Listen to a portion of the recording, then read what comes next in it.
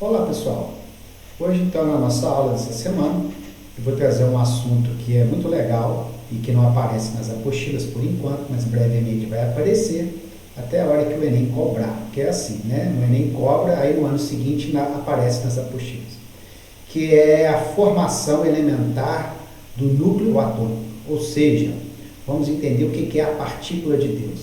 Então, vamos entrar aí no campo filosófico, né? Obviamente isso não existe, mas foi um nome dado aí pelo cientista que descobriu isso e ele editou um livro, e aí para poder vender, né, a edição, né, o seu editor, assim, coloca esse nome, a partícula de Deus, porque o questionamento vai ser muito grande.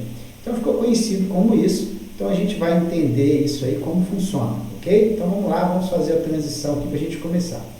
Bom, então o que nós vamos falar dessas partículas, né, na realidade são os quarks.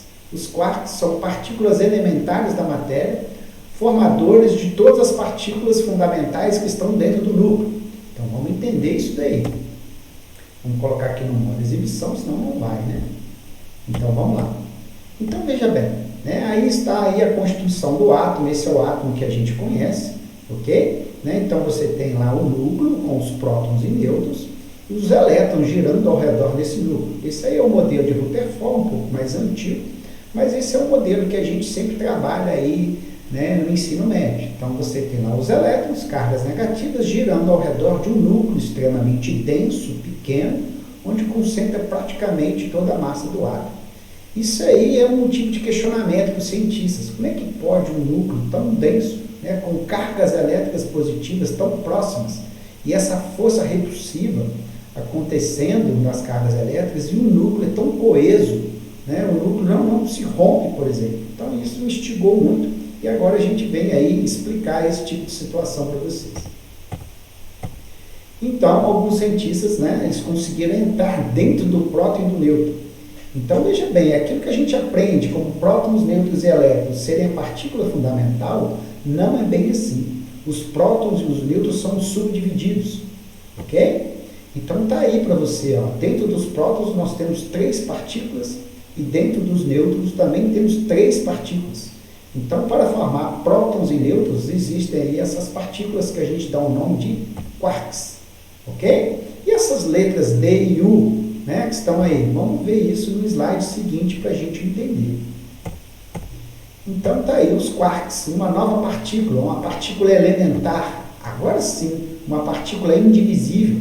Até hoje, né, ela é indivisível, porque nenhum cientista conseguiu ainda subdividir o quark, tá? Então, o quark é realmente essa partícula fundamental da matéria e que vai formar os prótons e nêutrons. Por isso é chamada de partícula de Deus, ok? Então, está aí para nós, o átomo, né, como proposto aí por Rutherford e Bohr, com o seu núcleo, vamos focar no núcleo.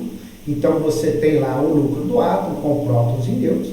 Então, na realidade, os nêutrons possuem 3 quarks e os prótons também possuem 3 quarks, ok? Essa letra aí, né, de quark, né, D e U, vem o nome dos quarks. Nós conhecemos alguns tipos de quarks. Na formação de nêutrons e prótons, você tem o quark down, né, representado pela letra D, e o quark up, representado pela letra U. Bom, vamos lá então. 6 tipos de quarks, né? O down, o up, que a gente já viu, o strange, o charm, o bottom e o top, ok? Não vou entrar muito nesses outros, porque aí a gente vai mais para o campo da física, né? Não é a minha função aqui falar sobre isso. Vamos focar naqueles que formam prótons e nêutrons, ok? Então, os principais aí, o próton, né? O quark down e o quark up, tá aí. Então, o nêutron, formado por 3 partículas elementares, ou 3 quarks, 2 downs e 1 up, e o próton, 2 ups e 1 down, ok? Isso vai explicar algumas coisas que você conhece e uma outra coisa que questionava, né? Os cientistas questionavam, e agora nós vamos ter explicação para isso. Então, observe só que coisa bacana. Os quarks são responsáveis por criar uma força nuclear forte.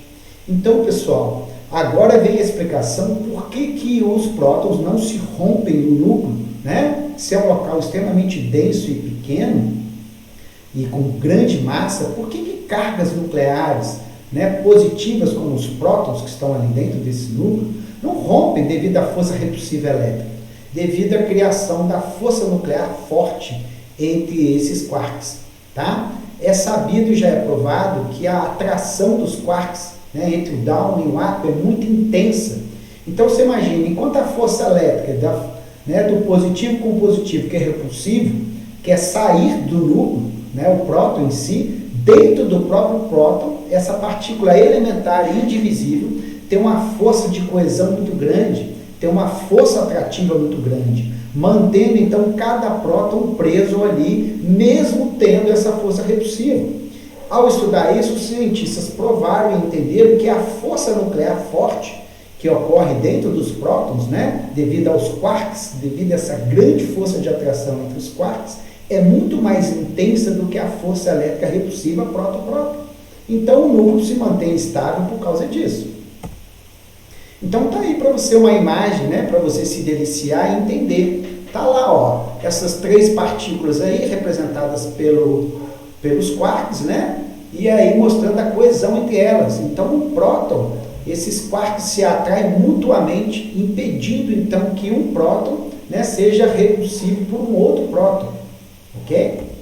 Bom, uma outra coisa super interessante que eu trouxe para você, se a gente sem entrar muito no campo da física, é que os quarks têm cargas elétricas, ok? Então o quark up, né, tem carga elétrica de mais 2/3 e o quark down, carga elétrica de menos 1/3.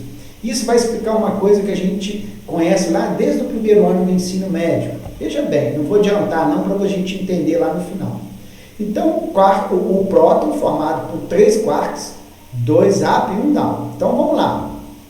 O que eu tenho aqui? Bom, se eu tenho 2 up, né? Então, se a carga elementar dele é 2/3, então eu vou ter aqui, ó, 2/3 somado com mais 2/3 e mais 1 down, que é menos 1/3.